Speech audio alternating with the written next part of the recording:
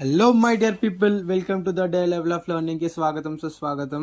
ఈరోజు మార్నింగ్ లేచి గ్రౌండ్కి వెళ్ళిపోదాం అనుకుంటే మొత్తం వర్షం పడుతుందన్నమాట. అదేంటో తెలీదు, మార్నింగ్ 6 నుంచి నైట్ దాకా మొత్తం వర్షం పడుతూనే ఉంది, అస్సలు ఆగలేదు. అప్పుడప్పుడు మధ్యలో ఆగిందేమో.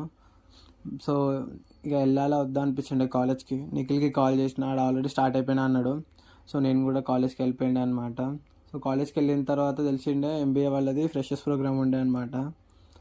కానీ ఫ్రెషర్స్ ప్రోగ్రామ్ అట్లా ఉన్నప్పుడు వర్షం పడితే మొత్తం ప్రోగ్రామ్ ఇంకా మూడ్ అప్సెట్ అయిపోతుంది.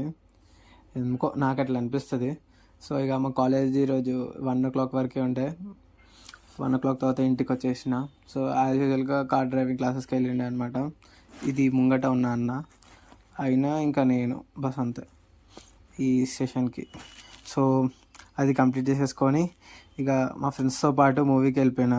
యాక్చువల్లీ ఇది 3rd time